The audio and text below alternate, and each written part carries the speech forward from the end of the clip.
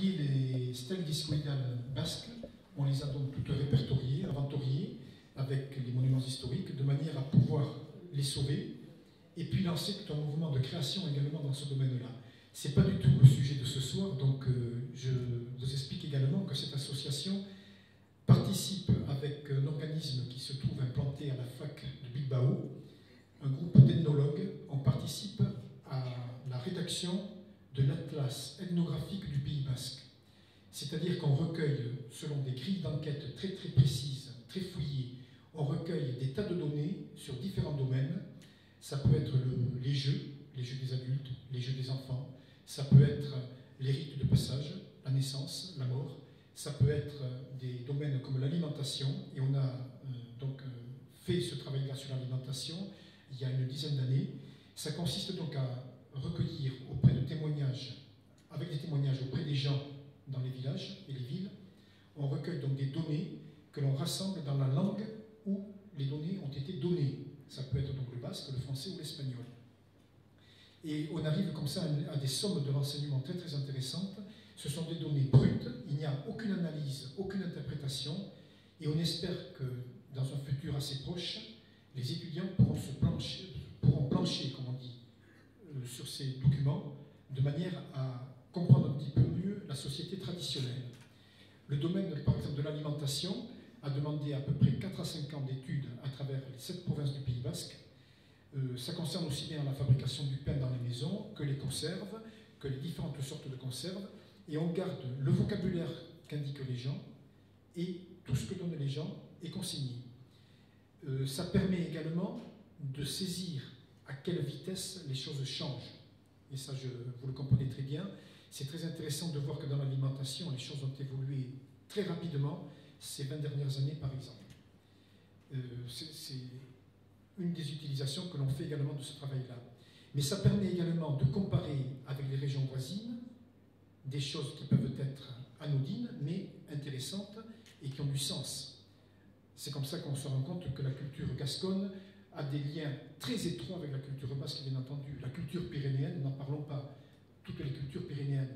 Donc, au lieu de diviser les gens en gascons, basques, pyrénéens, c'est complètement inutile. On se rend compte qu'il vaut mieux travailler par thèmes transversaux comme ça, sur l'ensemble du territoire. Et ça permet également de comparer avec d'autres pays. Et alors qu'on avait terminé ce travail-là sur l'alimentation en Pays basque, on a appris que la France lançait, elle aussi, une enquête ethnographique dans tous les départements français, mais comme la France ne croit pas trop à l'ethnographie, on a commencé les enquêtes dans le nord, dans le Pas-de-Calais, et on descend lentement vers le sud de la France. C'est-à-dire que peut-être dans 200 ans, on arrivera à Marseille et à Perpignan. C'est assez dramatique, parce qu'entre-temps, on perd toutes les données. Parce que les informateurs, inutile de vous dire que ce sont généralement des personnes âgées, et là, elles disparaissent petit à petit. La plupart des informateurs qu'on a eus pour l'alimentation ont disparu aujourd'hui. Donc il est urgent de faire ce travail-là. On a la chance de pouvoir travailler avec la fac de Bilbao, qui, elle, croit à l'ethnographie. Bon, je termine avec cette présentation-là, c'est pour camper le décor. Quant à moi, dans l'association, je me suis spécialisé dans la vulgarisation. On a donc des ethnologues et des historiens qui travaillent en professionnel. Moi, je digère leurs informations pour les adapter à un public plus large, notamment au niveau des enfants, des jeunes et des adultes qui veulent des données simples, en particulier les animateurs touristiques et les touristes eux-mêmes.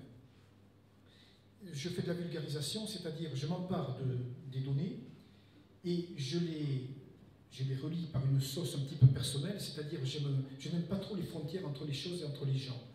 Moi j'aime beaucoup l'histoire quand elle côtoie aussi la légende. Vous allez vous en rendre compte dans un moment. J'aime beaucoup l'histoire également quand elle donne du sens à ce que nous vivons aujourd'hui. Sans faire de prêchi-prêcha ou de morale, j'essaie de dire aux gens, voilà d'où on vient, c'est intéressant de le savoir, pour peut-être ouvrir d'autres routes à nos enfants dans cette région qui est très riche à tout point de vue. Alors voilà, j'espère que vous voyez à peu près comment je fonctionne, comment je travaille. Alors je me lance maintenant dans la présentation de ce soir. Elle ne sera pas très longue, mais comme vous, j'aime beaucoup la cuisine contemporaine, celle qui est ouverte au goût et aux saveurs du monde, et j'aime tout particulièrement, bien sûr, la cuisine et la gastronomie basque et gasconne, parce que, à mon avis, imagination,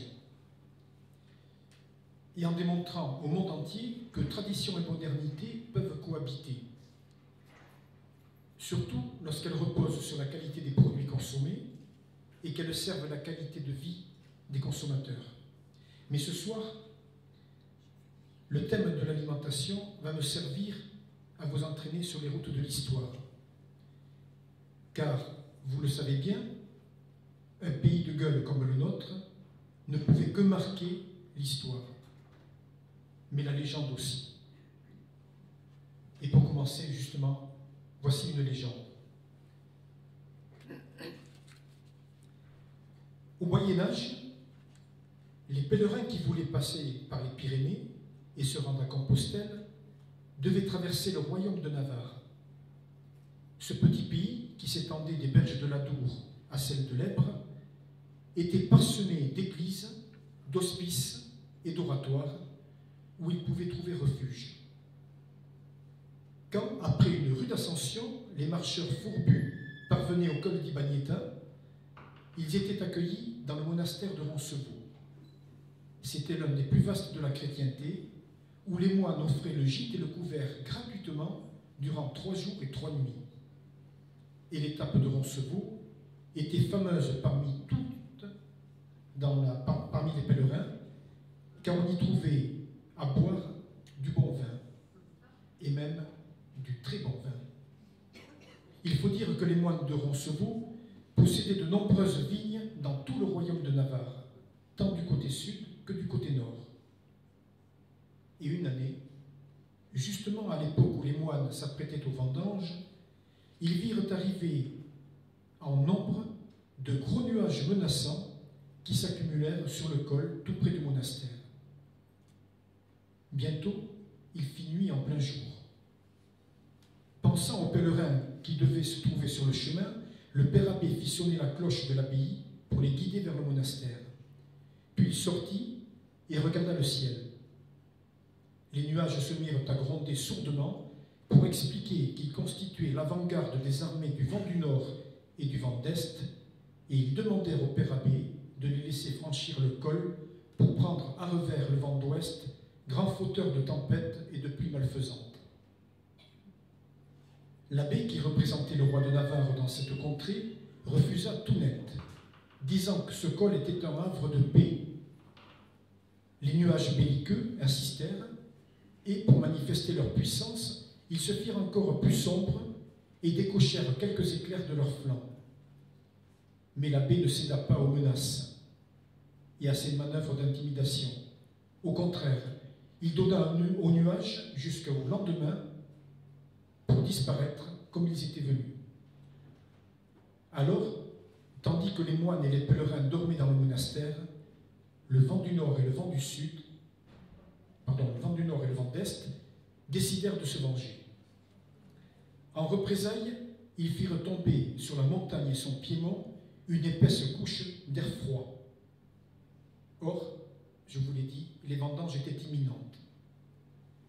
En découvrant les grappes sous le givre, les moines crurent perdre leur récolte. Alors, voyant les nuages obstinément accrochés à la montagne, ils se réunirent en chapitre et réfléchirent longuement à la situation. Ils étaient sur le point de satisfaire les conditions des nuages quand le plus vieux d'entre les moines déclara qu'il connaissait un moyen pour se débarrasser de ces vents porteurs de malheur. Avec la permission de l'abbé, le vieux moine se rendit sur un sommet tout proche qui dominait la région, où se trouvaient les meilleures vignes. Et là, il fit à genoux de ferventes prières dans lesquelles il glissa quelques secrètes formules kabbalistiques. Et quand il se releva, il regarda tour à tour vers les 4 points cardinaux, en criant une incantation mystérieuse. Or, on vit alors, arrivé d'Espagne, un vent inconnu. C'était un souffle puissant comme 1000 destriers et chaud comme la gueule d'un four à pain. Il portait en oriflamme une traînée de poussière rouge qu'il avait soulevée dans un lointain désert. Le vent du sud, car c'est de lui qu'il s'agit, heurta de front le vent du nord et le vent d'est, et il les refoula très loin sur les terres de France. Le gel qui couvrait la région se mit à fondre aussitôt, mais le vent du sud continua de souffler quelques jours afin de prévenir toute riposte. Alors se fut la fête sur les monts et dans les vallées. Les arbres se couvrirent de livrées écarlates, les fougères des collines devinrent couleur de feu, et les rochers des montagnes brillèrent comme des grenats et des améthystes. Là-haut, dans le ciel lavé de tout nuage, les vols argentés des palombes faisaient vibrer la lumière, tandis que les vendangeurs chantaient en récoltant les lourdes grappes dans les vignes dorées. Bref, cette année-là, l'automne fut un des plus beaux que le royaume ait connu. Le vieux moine obtint du pape en personne de pouvoir s'installer en ermite sur le sommet d'où il avait conjuré les éléments. On lui bâtit un oratoire où, de nos jours encore, on monte chaque année pour appeler la clémence du temps sur les vignes de la vallée, et quant au vent du sud, il revient toujours à l'automne et remplit le pays de joie. Du côté de Roncevaux, on l'appelle même Petit Bon Dieu. Cependant, beaucoup pensent qu'il est plutôt un peu sorcier. On dit que quand il souffle, le vent du sud rend les filles coquines et les garçons un peu fous. Mais ça, le vieux moine ne pouvait pas le prévoir. Voilà, c'est une légende qui a été inventée récemment pour expliquer aux enfants que les 4 vents de ce pays ont tous leur caractère et leur incidence sur le pays, sur la vie du pays. Et s'il y a du bon vin en Roncevaux, c'est que boissons et nourriture font partie des préoccupations des hommes et des femmes qui marchent vers les confins du continent, sans négliger leur ventre. L'exemple vient de haut, puisque chacun sait que les abbayes, vouées à la pauvreté et à la sobriété, abritent parfois des moines bien gras comme sur les boîtes de camembert. Mais au fait, pourquoi Roncevaux? En Navarre, au XIIe siècle, le roi constate que le col du Somport connaît une affluence chaque année grandissante. Les pèlerins qui se rendent à Compostelle passent par le Somport et l'hôpital Sainte-Christine. Alors, je ne sais pas s'il a fait appel à un bureau d'études, mais en tout cas, il a mené vraiment la réflexion d'Ardard et il s'est dit, il n'est pas question que cela continue, il faut que les pèlerins passent par Roncevaux. On sait aujourd'hui que c'est donc ainsi que cela s'est passé. C'est d'abord l'hôpital Sainte-Christine et le col du Somport qui accueillent les pèlerins, puis sur décision royale, on attire les foules vers le col de Roncevaux, le port de Roncevaux. C'est une affaire simplement, comment on peut dire, commerciale, tout simplement. Il y a dans un texte des années 1360 une indication très intéressante. Louis, infant de Navarre, lieutenant et seigneur du roi dans le dit royaume, à tous les baillis prévôts qui verront cette lettre, salut. En raison de la grâce spéciale octroyée par nous à nos chers et bons amis les nobles, dont Émeric, vicomte de Narbonne, et dont Thibaut de Vérone, qui vont comme pèlerins et romieux vers le Seigneur Saint-Jacques en Galice, nous vous mandons fermement et à chacun d'entre vous de laisser aller et passer par le dit royaume en toute sécurité, franchise et liberté, sans qu'ils aient à payer aucun péage, ni aucune coutume, les dix nobles et le porteur des présentes, eux comme tous leurs compagnons. Leurs animaux, leurs monnaies d'or et d'argent, et tous leurs biens, à l'aller, pendant leur séjour et au retour. Et à eux, et ainsi qu'à chacun d'eux, donner des guides, le gîte et la nourriture, et toutes les autres choses nécessaires en échange de leur denier, chaque fois que vous en serez requis. Donné à Estélia le 3e jour de l'année du Seigneur 1360. Vous voyez donc que, après la fondation de Roncevaux, la tradition veut que l'on reçoive les pèlerins en ménageant leur parcours, et c'est ainsi que le royaume de Navarre va mettre au point toute une série de haltes le long de la route, le long de la calçade. Ils vont mettre au point tout un tas de haltes, soit des oratoires pour prier, soit des hôpitaux pour soigner les malades, leurs pieds en particulier, soit également des commerces pour s'approvisionner. Le succès va être tel que les Navarrais ne suffisent pas à s'occuper à tout ce commerce-là. On fait venir de Gascogne, du sud-ouest de la France, donc on fait venir des Francs, comme on les appelle à l'époque, pour tenir ces auberges et ces commerces. Et les Francos, comme on dit là-bas, auront des quartiers à eux et rentreront très vite en conflit d'ailleurs avec les commerçants navarrais. Ça ne va pas aller de soi. Donc vous voyez qu'on est là dans une logistique quand même très très pointue pour accueillir les pèlerins et les aider dans leur parcours. Juste une petite parenthèse. On aurait tort de voir dans les supermarchés, appelés à tort bentas, qui se développent à la frontière, les héritiers de ces structures d'accueil du Moyen-Âge. On y retrouve plutôt l'esprit des coquillards de jadis, qui, même s'ils ne noient plus les pèlerins comme autrefois, savent s'y prendre pour étourdir les adeptes de la nouvelle religion qu'est l'hyperconsommation. Ça, c'est un petit couplet qui m'est cher, je tiens à le dire parce qu'aujourd'hui, quand j'entends vanter les produits des bentas, vous comme moi, je pense qu'on aurait de quoi redire face à cette publicité non justifiée. Alors je poursuis avec l'hôpital Saint-Sauveur d'Ibanita, Roncevaux. Il est mentionné donc dès le XIe siècle et l'abbaye est fondée au XIIe siècle. C'est-à-dire qu'on a repris très certainement une abbaye existante. Il devient la halte la plus élevée sur le chemin de Compostelle et elle jouit d'une grande renommée, comme je vous l'ai dit, dans toute l'Europe. Les pèlerins sont très bien accueillis. Ils peuvent trouver donc le gîte et le couvert, bien entendu, gratuitement, pendant 3 jours et 3 nuits, ce qui n'est pas rien.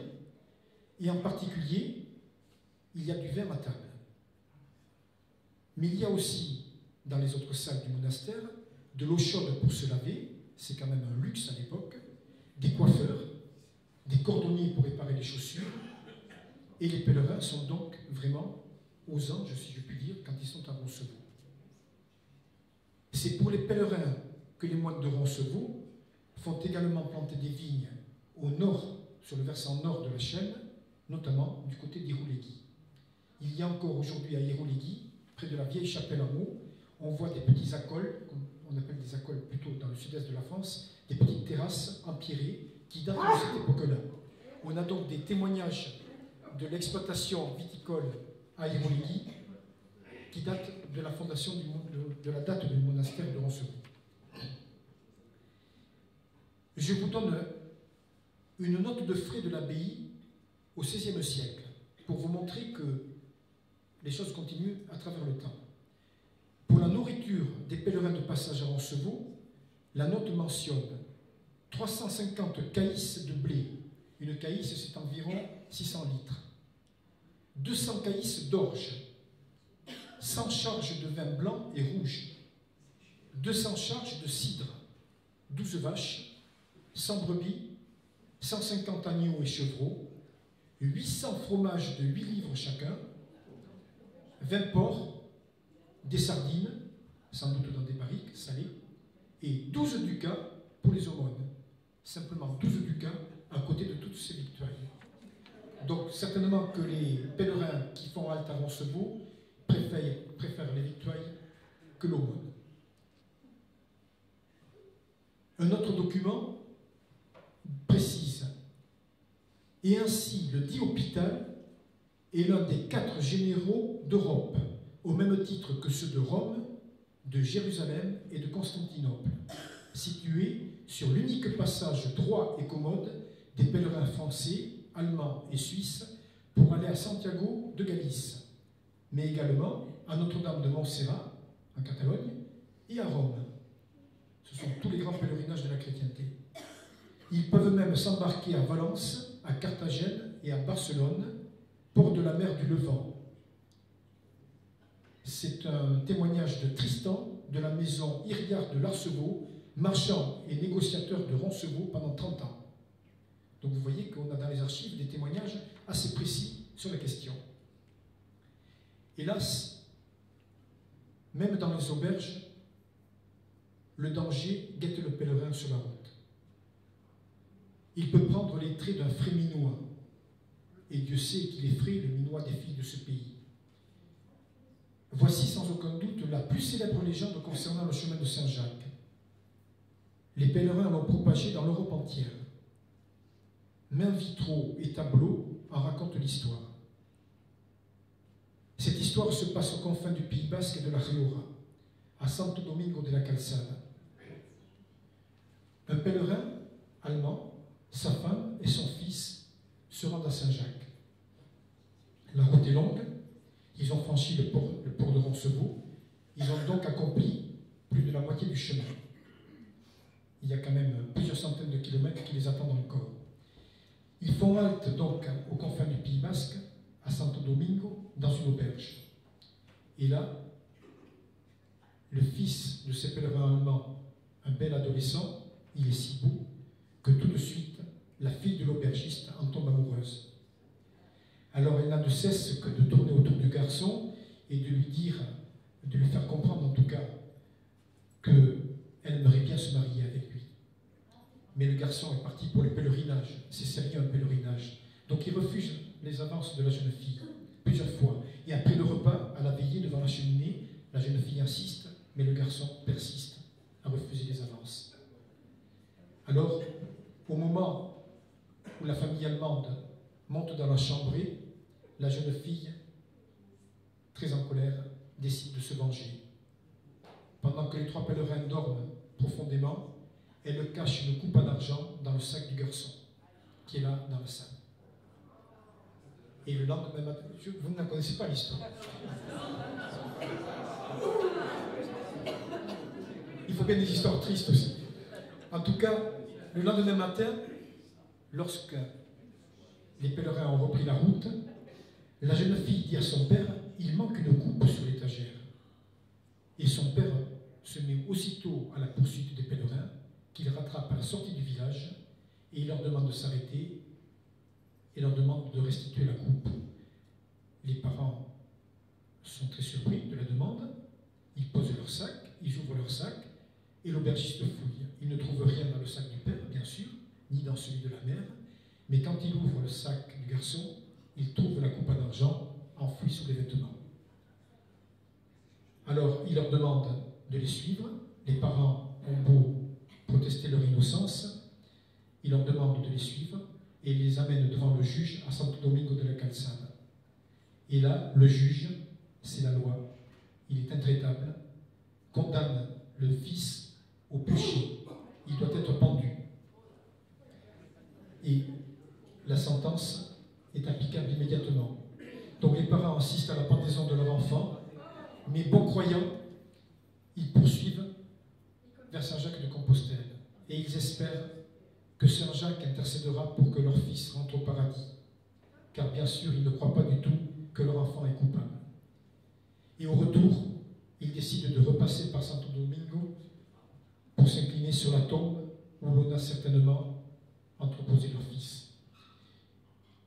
Quelle n'est pas leur surprise quand ils arrivent au village, sur la place, au gibet, leur fils est toujours pendu, mais il est vivant. C'est un miracle, bien entendu. Mais il faut le faire comprendre au juge, donc ils demandent d'être reçus par le juge. Il est midi, le juge est à table, ils insistent, ils sont reçus par le juge. Ils expliquent au juge que leur fils est toujours vivant, c'est un signe du ciel, il faut vraiment délivrer leur enfant, il n'est pas coupable. Alors le juge, excédé, leur dit, écoutez, c'est l'heure de mon déjeuner, vous voyez, dans la cheminée, il y a un coq et une poule qui sont en train de rôtir pour moi. S'ils se mettent à chanter, je veux bien délivrer votre enfant. Ils croient s'en débarrasser, mais à la surprise de tout le monde, le coq et la poule quittent la broche, se dressent sur leurs pattes et se mettent à chanter. Donc, il tient parole, tout ce beau monde retourne au gibet, on dépend l'enfant, le garçon, les pèlerins repartent libres. Par contre, la jeune fille de l'auberge s'accuse du forfait et c'est elle qui prend. Voilà une triste histoire. Mais ce qu'il faut savoir, si vous prenez la route de Compostelle, arrêtez-vous à Santo Domingo de la Calzada. Depuis le Moyen-Âge, il y a une cage de fer dans l'église dans laquelle il y a une poule et un coq blanc. Vivant. Et au Moyen-Âge, il était coutume que les pèlerins mettent un bout de pain à la pointe de leur bourdon, vous savez, ce lourd bâton de marche, et donnent le pain aux deux volatiles en haut dans la cage, parce qu'elle est assez haut perché quand même, la cage. Si le coq et la poule sautent sur le pain, c'est de bon augure pour les pèlerins. Ils retourneront vivants chez eux. S'ils refusent la pitance, c'est de très mauvais augure. Le pèlerin mourra en chemin.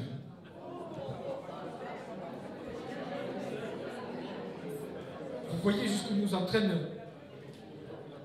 les considérations sur l'alimentation.